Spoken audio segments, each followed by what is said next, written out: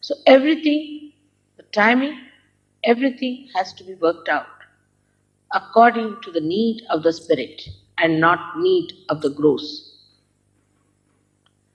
When that happens, you move smoothly and understandingly the whole pattern of the divine, how it works out. And that is how you understand the dynamism of time.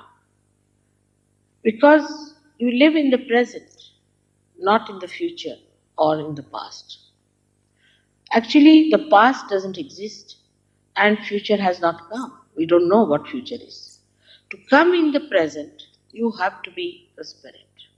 And when you are in the spirit, then you realize that this present is the reality. The rest is a myth. When the Kundalini rises, she passes attention into an area or she penetrates into an area where there is silence. Because a thought rises and falls off. Another thought rises and falls off. In between these two thoughts, this area exists of the present. Now, but if I say you stop at this point to be at this point, you cannot. Your mind is jumping either on the past or on the future. But the Kundalini is the only thing that stops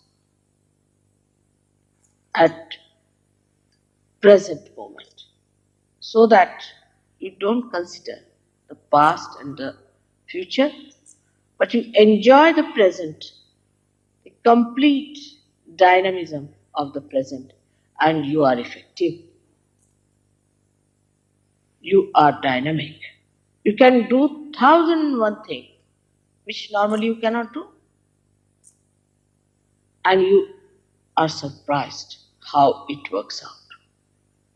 The divine has its own plans, has its own understanding, and we cannot make the divine to work as we want. We have to accept whatever the divine does and manages, and then we see the miracles of the divine and we are surprised how efficient it is, how beautiful it is. Like a machine. We feel the efficiency of the divine, but above all, we feel the compassion, the love, the understanding of the divine. But first, we must rise up to that. And for that, one has to grow in the awareness of the spirit. If we cannot develop the awareness of the spirit, we lose that magnitude which we have to achieve. So what is to be respected is the spirit after realization, because it gives you the truth. To understand the truth, you have to be the spirit. Otherwise, whatever you understand is falsehood, is not the truth. Because of your mental projection, you think that that is the truth, is not so. For example, now, if I am sitting on this chair, you won't know any time that I ever sat on this chair.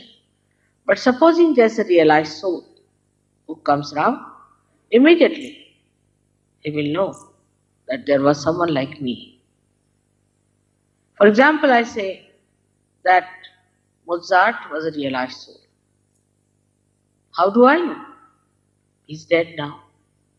Because you can feel it on vibrations that he was a realized soul.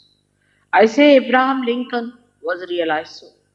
Not because the way he lived or what he did, that was just an expression or was the symptom of his greatness. But because when you think of him, you get cool breeze in your hand. Tremendously cool breeze, soothing, which crawls over you. Oh, that's Abraham Lincoln. We do not know where we spend our time, what people are important to us, till we are the spirit. We waste our time catering to something absolutely useless. And then suddenly we discover, oh God, what a waste of time. What a waste of energy. What a waste of money. This man was a cheat. He cheated me. This work was all falsehood. Why did I waste my time there? After realization, you become the absolute.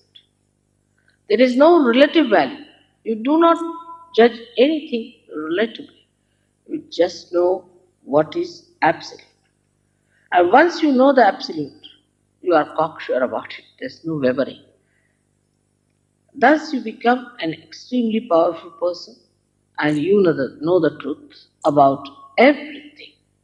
Now the truth is very simple, that you are the spirit and you are not this body, you are not this mind, and you are not this ego or your conditioning, but you are the free spirit. That's the truth is. But it is not just a mental truth, but is actually so and has to be actualized. The third thing that happens to you, apart from your awareness becoming the truth, the complete knowledge, you become the source of joy. Not that you only receive the joy, but you become the source of joy, the source of bliss, and the source of peace.